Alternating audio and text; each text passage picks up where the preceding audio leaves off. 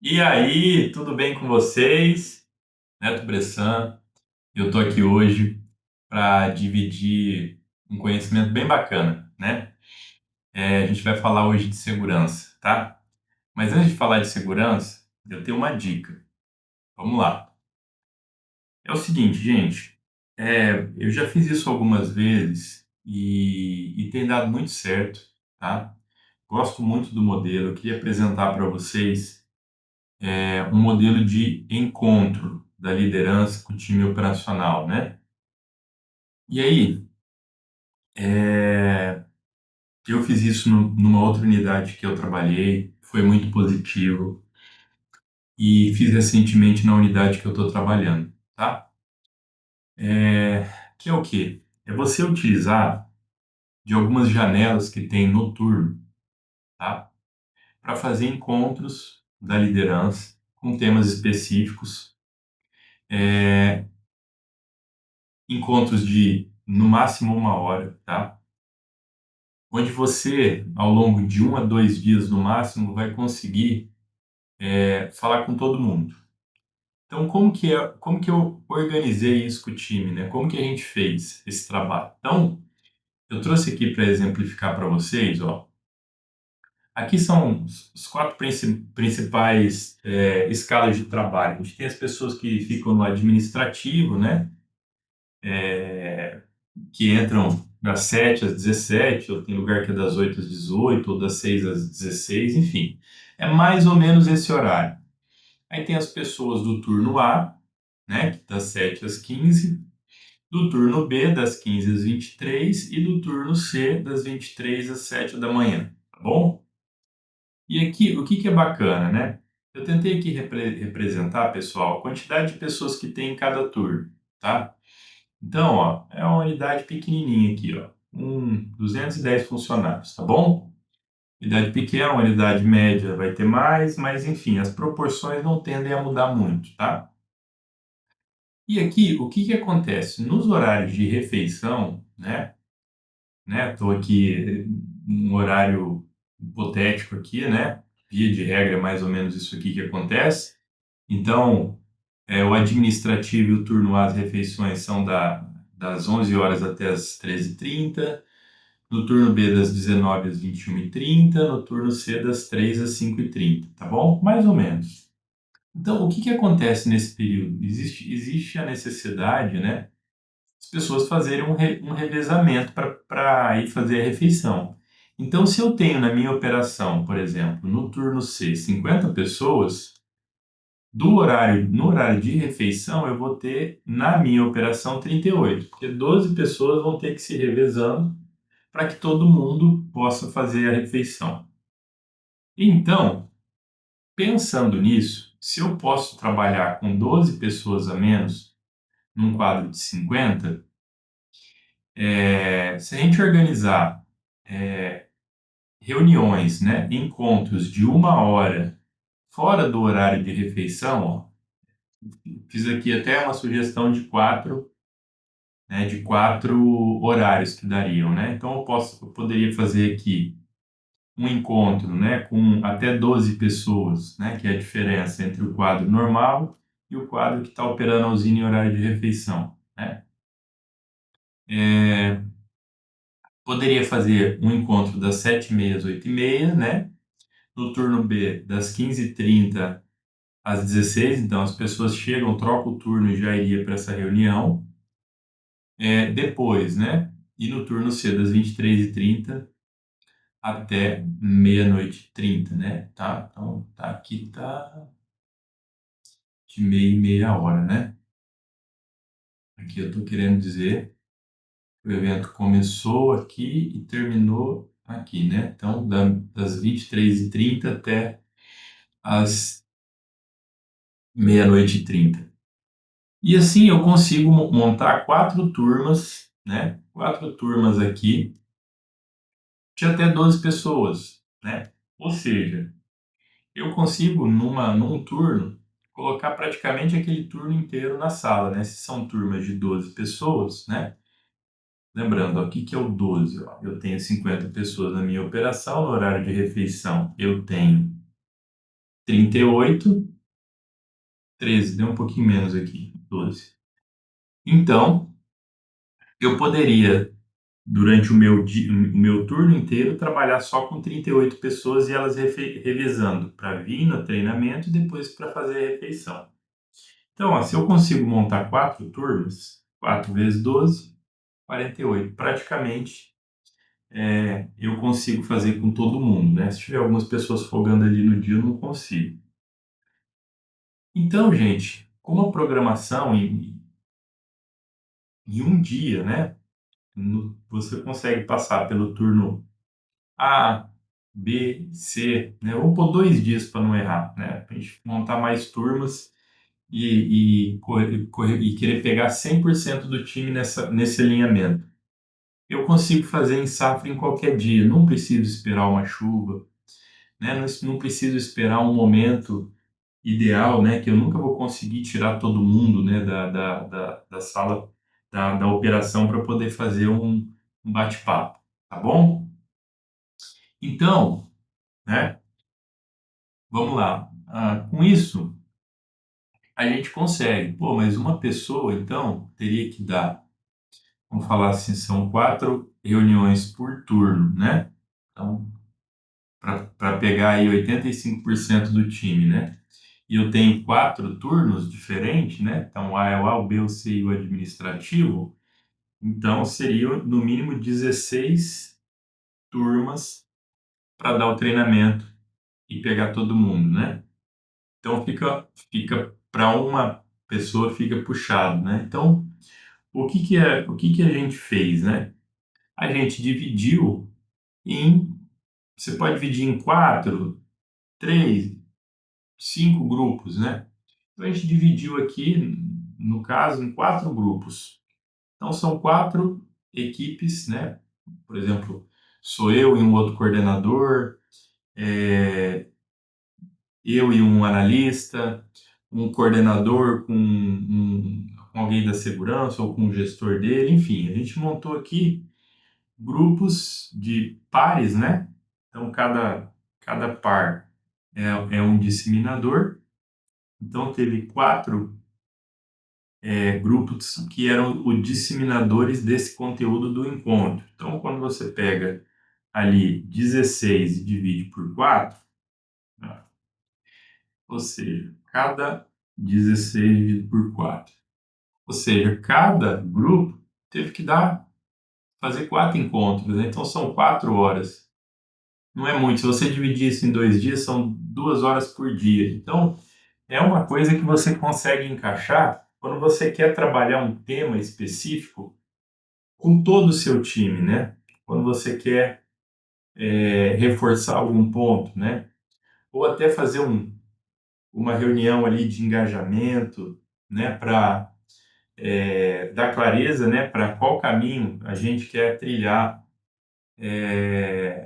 em um determinado momento da safra, né? Então, e aí algumas coisas que eu percebi assim nesses encontros que eu queria trazer para vocês aqui, né? Cara, eu acho que sim, ele permitiu, né, criar vínculo e transparência com o time. Isso é importante, assim, grupos pequenos, de 10 no máximo 12 pessoas, né? Você consegue colocar numa sala e olhar para todo mundo, né? E interagir com todo mundo. Então, e conduzir a reunião com bastante abertura, né? Foi bacana nisso, assim, a gente conseguiu ali criar um vínculo com as pessoas, né? E as pessoas acabam se sentindo à vontade para falar, para dar a sua opinião, tá? Sobre o tema. Então, acho que isso foi muito bacana. Um outro ponto, né? A gente fez isso com o objetivo de falar de segurança, tá? Então, foi um encontro de segurança, que eu vou trazer aqui para vocês um pouquinho do que foi essa palestra, tá? Pelo menos aquilo que para mim mais marcou. Então a gente pôde ouvir a percepção deles. Por isso que é legal ser uma dupla, um ali palestrando, falando, interagindo e o outro fazendo as anotações, né, dando suporte e tal. Então é legal que veio aí. Você consegue entender um pouco mais a percepção de segurança das pessoas, tá? É, um outro ponto, né, legal, que nessas discussões você tem ali como líder do time a oportunidade de dar mais repertório para eles, para resolver um determinado problema. Entender, gente, que comunicação, às vezes a gente está com uma percepção de como o time tá rodando, tá entendendo as coisas, tá conduzindo os problemas, né? E às vezes falta conhecimento, falta clareza. Eu acho que isso foi muito bacana também. Ali é a hora da gente também reforçar o que é mais importante, né? Então a mensagem principal que está por trás desse encontro também, né? E as pessoas ouvirem das lideranças, isso é muito bacana. E por último é isso, né? Eu e os meus liderados, né? Todo mundo participou das apresentações. Então isso, inclusive, fortalece, né? A fixação do tema que a gente está trazendo, né? A consciência que a gente quer criar nas pessoas.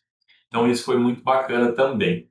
Bom, e aí agora eu vou trazer para vocês um pouquinho, né, do que foi essa palestra. Acho que é uma palestra que me marcou bastante. Queria agradecer aqui o André, né, o André Marinho, que trabalha comigo lá na usina. Ele me apresentou esse slide e ele é muito bacana. Eu acho que a gente conseguiu gerar várias reflexões em várias esferas de gestão de segurança. Então, obrigadão, André. Vamos lá? Vou dividir com vocês aqui, então, agora o conteúdo. Tcharam! Chegou aqui, ó. Pessoal, quando vocês olham para essas quatro imagens aqui, né? O que vem na cabeça? O que você pensa, né? Quando você vê ali a imagem um, né? Uma caixa suspensa e um destaque ali para um ponto, né? Da corrente que está sendo utilizada para fazer esse içamento. O que vem na cabeça? Eu queria que vocês pensassem um pouco sobre isso,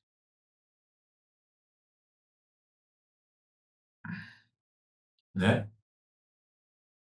Bom, ali, gente, é uma imagem que mostra que às vezes eu posso estar içando uma peça, né, com um dispositivo que não está 100%, né? E como que eu identifico, né, que um equipamento não está operando dentro dos conformes, né? São os checklists, né? Então, hoje a gente tem, né, uma maneira, né? Isso aí serve até para a vida pessoal, né? Por exemplo, eu confesso que eu faço um checklist quando eu vou pescar, que é tanta traia que você tem que arrumar, que aí eu vou fazendo, não é bem um checklist, né? Mas eu vou listando tudo que eu preciso e depois eu vou ticando. Então, e a gente tem, né, na segurança, em algumas situações, né, algumas atividades que é importante o checklist, né? Na aviação não é diferente, né? Tem protocolos muito rigorosos para você fazer as atividades. Então, quando a gente fala de segurança, gente, tem muita coisa que hoje já está normativa, né? E a gente precisa seguir os checklists, né? Aquilo não é mais uma burocracia, ele é importante. E aqui eu trago para vocês, né, uma reflexão, que isso aqui está na Bíblia. Sabia que está na Bíblia? Está na Bíblia. Se a gente pegar lá em Eclesiastes, capítulo 19, versículo 1, ele fala assim, ó: quem despreza as pequenas coisas cairá pouco a pouco. E quando a gente olha, né, a imagem 2, né, primeiro eu desprezei o checklist. Olha a imagem 2 lá, duas pessoas no raio de fogo da peça. O que eu estou desprezando ali, né? Mais uma vez, ó, são pequenas coisas, né, que vão fazer a gente cair pouco a pouco. Depois, essa peça cai e quase me acerta ali na figura 3. E por último, um acidente, que é a figura 4. Então, observem que um acidente acontece por uma série de fatores, né? Então, no primeiro dia eu não faço checklist, e opero. 15 dias depois, eu acabo passando debaixo dessa peça e nada acontece. 30 dias depois, a corrente rebenta, quase me acerta e eu não faço nada. Não crio um checklist, não crio uma maneira de identificar e perceber a falha quando ela é prematura. E simplesmente me deixo ao acaso ali, né? À sorte. E um dia o acidente acontece, né? Que é a imagem 4. Não por coincidência, né? Existem 4 cores ali também na numeração, junto com a numeração. Então, um é o azul. Então, ali começou o acidente, quando eu decidi não fazer esse checklist. Não foi no último dia, 60 dias depois, quando eu tive um acidente.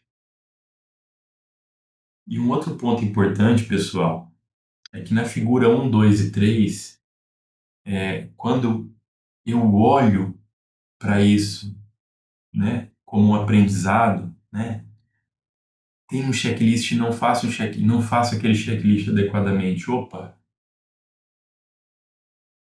cara, isso aí lá na frente pode gerar um acidente. Então eu corrijo essa rota. Então, assim, é bom, né? Não existe uma sentença quando a gente deixa de fazer o checklist, assume isso e corrige sem nenhum acidente, porque não teve consequências em vidas. A mesma coisa o item 2, né? Quando eu tenho uma pessoa que está próxima no raio de fogo da peça, ou ela está, né, fazendo uma atividade sem o EPI adequado, eu vou lá e intervenho nessa atividade, peço para ela sair dali, converso com ela, né? É um erro, mas é um erro que está gerando um aprendizado. Vamos levar isso para o bem. O terceiro, o terceiro já é uma situação mais crítica, né? Quem olha ali, né, a peça caiu, quase me acertou. Ufa, que sorte, mas e aí? A gente não vai fazer nada com isso? A gente não vai transformar isso numa lição aprendida e aproveitar esse presente que ninguém se machucou? Então, quando a gente consegue fazer um bom trabalho, né, e conduzir os desvios enquanto eles estão ali no checklist, enquanto eles estão ali, né, numa situação de risco que foi interrompida e a gente pode investigar e trabalhar melhor os nossos processos, né? Ou até quando existe perdas materiais, que foi o caso ali, mas ninguém se machucou, né? Tudo isso é um presente, é um erro, e erros nesses casos são, a gente tem que ver isso, a nossa liderança como bom e trazer lições aprendidas disso, investigar, trabalhar na causa raiz, para não ter que investigar uma situação do exemplo 4. E segurança, gente, é uma das gestões que eu acho que mais difícil que a gente tem, porque ela uma gestão efetiva de segurança, ela é sistêmica, ela leva em conta cultura, ela leva em conta uma série de fatores e trabalhar com pessoas. Então, por isso que essa reunião, esse contato com o time, conversar, entender quais são qual a percepção de risco deles, como que estão os nossos procedimentos de segurança, né, os nossos recursos, a nossa integridade dos nossos equipamentos, tudo isso é importante, né, para a gente não ter um acidente. Então, é, quando a gente olha essas 4 imagens, né, ela, ela me faz pensar muito nessa jornada de segurança, né, de como a gente precisa trabalhar, né, situações de, de alto potencial, né, que podem gerar um acidente grave e tratar esses desvios, mesmo que pequenos, né, como se fosse um acidente grave. Eu acho que quando a gente tem esse sentimento por trás do que está desses desvios, né, estou falando situações que geram um acidente grave, né, pessoal? Aqui o exemplo foi uma atividade de içamento, mas pode ser um trabalho com energia elétrica, né? Pode ser um trabalho em altura, pode ser um trabalho em espaço confinado, pode ser uma interface com um equipamento móvel, né? Ela serve para tudo, né? É importante a gente trazer esses paralelos e essas analogias, porque tudo começa ali, cara. De novo, ó, o item 1 ali, ó. Eclesiastes capítulo 19, versículo 1. Quem despreza as pequenas coisas cairá pouco a pouco, né? Às vezes a gente acha que o problema está ali, né? Que a pessoa estava debaixo da peça naquele momento, mas não. Aquilo aconteceu várias outras vezes, né? E é necessário uma série de fatores para acontecer um acidente grave. E aí, pessoal, eu queria trazer para vocês também o exemplo 2. Olha ali, ó. Você vê que o acidente ele começou ali quando eu não identifico uma falha, quando ela está pequena e a corrente vai se fragilizando. Aí a minha confiança vai aumentando e você vê, ó, as pessoas estão ali debaixo da peça. Pode ser confiança, pode ser distração. Falta claramente o isolamento da área para fazer essa atividade, né? Mas o fato é que eles estão ali embaixo. Tem uma outra passagem na Bíblia que fala muito desse cenário 2, né? Que é Provérbios, capítulo 22, versículo 3. A pessoa prudente, ela vê o perigo e procura refúgio. Já os inexperientes seguem adiante e sofrem as consequências. Então, gente, né? Os inexperientes ou os imprudentes. Se a gente pegar a figura 3 aqui, né? A gente já está falando, bom, se eles eram inexperientes depois desse evento, olha a cara deles ali de assustados. Agora eles sabem da consequência que é passar perto de uma peça de içamento, que a peça caiu e quase pegou eles, né? Essa é a hora que o inexperiente ele tem que tomar uma decisão, né? Ou ele se torna prudente, né? E as consequências dele, né, não vão ser ruins, porque uma vez prudente, né, como está lá no versículo, ele percebe o perigo, né, e procura refúgio. O refúgio é não ficar no raio de fogo da peça, né? Ou ele se torna um imprudente, né? E aí a gente tem o evento 4, que também está lá na Bíblia, né? Em Gálatas, capítulo 6, versículo 7. Tudo que o homem semear, isso ele também colherá, que é o acidente, que é o que ninguém quer. Pessoal, hoje foi isso, tá? Então, quero do fundo do meu coração que esse conteúdo ajude você de alguma maneira na gestão de segurança, né? Que é uma gestão que exige, né? Muita, muita habilidade, né? Muita sabedoria, muita humildade para a gente aprender todos os dias e como aprende todos os dias em segurança, como eu aprendo. Então é isso. Espero que gostem e se esse conteúdo for útil para alguém que você é, conhece, né? Encaminha. Se você gostou, dá um like e para mais conteúdos como esse, se inscreve no meu canal. Um abraço, fiquem com Deus.